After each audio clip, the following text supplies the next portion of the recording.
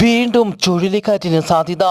തെക്കൻ ആൻഡമാൻ കടലിന് മുകളിലായി രൂപപ്പെട്ട ചക്രവാത ചുഴി തെക്കിഴക്കൻ ബംഗാൾ ഉൾക്കടലിന് മുകളിലായി ന്യൂനമർദ്ദമായി ശക്തി പ്രാപിച്ചു.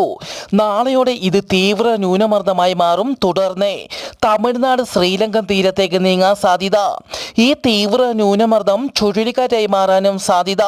കാലാവസ്ഥാ കേന്ദ്രം ഈ മേഖലയെ സൂക്ഷ്മമായി നിരീക്ഷിച്ചു വരുന്നു. വരുന്ന ചൊവ്വാഴ്ച മുതൽ കേരളത്തിൽ മഴ ശക്തി പ്രാപിക്കും. വരുന്ന ചൊവ്വ ബുധൻ ദിവസങ്ങളിൽ കേരളത്തിലെ ഒറ്റപ്പെട്ട സ്ഥലങ്ങളിൽ കനത്ത മഴയ്ക്ക് സാധ്യതയുണ്ടെന്ന് കാലാവസ്ഥാ കേന്ദ്രം അറിയിച്ചു.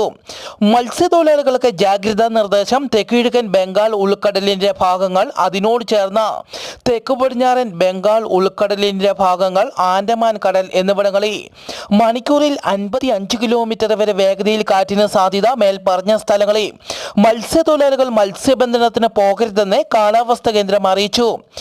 ബെർട്ട് കൊടുങ്കാറ്റിനെ തുടർന്ന് ബ്രിട്ടനിലും അയർലൻഡിലും സ്കോട്ട്ലാൻഡിലും കനത്ത മഴയും മഞ്ഞുവീഴ്ചയും. 1,00,000-ലധികം വീടുകളിൽ വൈദ്യുതി തടസ്സപ്പെട്ടു. വിമാന സർവീസുകളെല്ലാം നിർത്തിവെച്ചു. ഇംഗ്ലണ്ടിന്റെ വടക്കൻ മേഖല, വെയിൽസിന്റെ വടക്കൻ മേഖല എന്നിവിടങ്ങളിലും കനത്ത മഞ്ഞുവീഴ്ചയാണ് റിപ്പോർട്ട് ചെയ്യുന്നത്.